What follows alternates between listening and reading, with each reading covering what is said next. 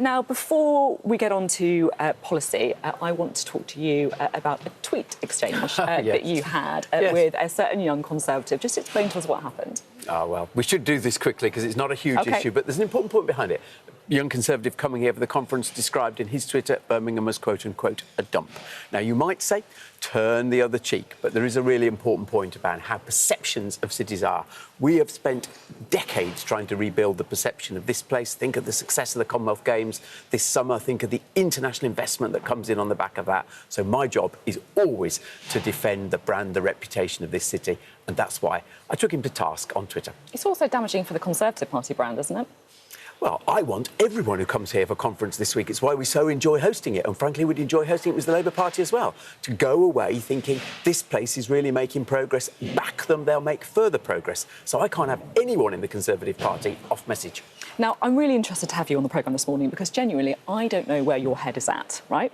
The last thing I can see that you tweeted sort of publicly about politics, other than Birmingham-related or West Midlands-related thing, was on the 5th of September when Liz Truss won the leadership contest. Yes. You said the first thing for Liz Truss's in tomorrow's in-trace got to be getting a grip on the cost of living pressures, then doubling down on levelling up. Now, you could argue, of course, that the energy support package was getting a grip on those cost of living pressures. I'm sure you would welcome that. How is doubling down on levelling up going? Yeah, so let's just acknowledge the first point that you've been fair about. 2 weeks ago, everyone was saying, is the government going to act on the cost of living pressure and, more precisely, the energy cost? And they did decisively. And, of course, we know that as of yesterday, when prices would have gone up, the new price regime comes in. And for a person with an average semi-detached house in this city, it's a saving of about £1,100 against what it would be. So there was decisive action on that, and we should all acknowledge that. In terms of levelling up, that's going to take a little longer. Part, of course, of this conference is to show that if you invest in a region like this, we will deliver, we will pay back. But the first real piece of evidence of levelling up is, of course, the announcement in the million budget of the investment zones. And I fervently welcome that. We are sitting actually just next to probably the most successful enterprise zone anywhere in Britain that has seen the redevelopment of the city centre here. Investment zones, which will be in many more places, is a sort of enterprise zone on steroids. The policy definitely works. We've proved that. We want to be as quick as can to get that off the ground. From the interview with Jake Berry, it's very clear that the government is not going to go back on scrapping the 45p rate of additional tax. If you're a millionaire, that would be worth £55,000 to you in a tax cut. And they've also not confirmed that benefits will be uprated in line with inflation. Is that levelling up? So that is a total decision across the whole country, of course. Levelling up is much more focused, and that's why I've given you the answer I have. But to be really clear, for us to level up generally, you've got to lift the qualifications and the aspirations of the people who are probably the just about managing. There's many of those in this city, and for them the energy price action was absolutely critical, and also, of course, for them the national insurance reduction that applied to everybody was critical. But the most important thing is, where is the jobs of the future going to come from? And that's why I was also very keen to see some of the things in the statement which were about business investment, because they will produce the new sectors, the net zero sectors of the future, the jobs for people in this city. But if you are a just about managing family in Birmingham, as you say, and you look at the budget and you think, oh my goodness me, I welcome the support and energy bills, but how am I going to afford my food shop? I'm really worried about my public services. And you hear the government say they want to make spending cuts, but they're also going to give a £55,000 tax cut to the very wealthiest. They have not yet said they are definitely going to make any spending cuts. They're saying they're reviewing public spending. Every government says that in time because they have to balance the books. Nothing has come through. Actually, if you look at public spending, we're actually committed at the moment to the huge increases in the public spending that Boris Johnson's government brought about. And probably the most important thing, if you ask people in this city, would be the investment in the health service, which, as I understand it, is absolutely stood by. Are spending cuts the right thing to do?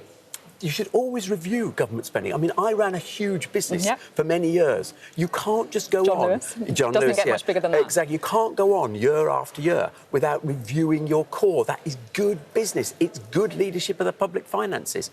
Would I advocate big cuts in the health service? Of course not. The country is crying out for investment in the health service, and that's why Boris's government did it, and I believe this government will support it. But that doesn't mean, Sophie, we shouldn't have an intelligent conversation about value for money in public spending. and that's what's been proposed. Would you have liked to have seen a full OBR forecast at the same time in the budget? It's not slated until the 23rd of November. I'd like to see it come forward very as soon as possible, frankly, because there's an issue of confidence here. I mean, what actually has happened last week is the huge majority of things that were done in the financial statement, the market had already expected them and actually was accepting of them. And the biggest issue, of course, was £150 billion for energy, and the market got that.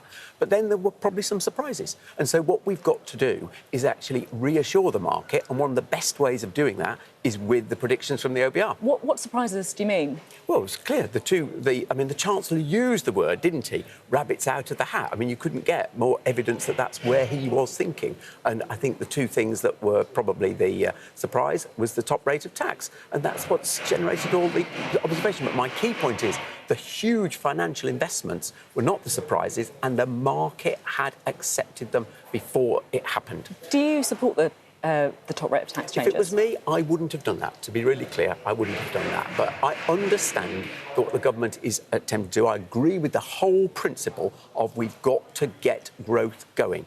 And it's why I voted for Liz Truss, and I stand by that, because we were in a position that really over the last 7 years, we'd seen the underlying rate of growth of this country's economy softening. You cannot pay for all the public services everyone expects with that situation. So a different way of thinking was required, and the huge majority of investment in the financial statement was about that different way of thinking. And why wouldn't you have done the 45p rate of tax? I know I accept what you're saying about growth and the wider plan, but why specifically that policy? Because I think that's the lesson of history. If you look at what's happened, certainly in Thatcher's time, in what Reagan did, you have to carry the huge majority of people with you in the early stages of this. And as we're now seeing, that's proving a difficult thing to do. But the principle of what the Prime Minister is doing is saying we are going to have a different approach to growth is one I fully stand by.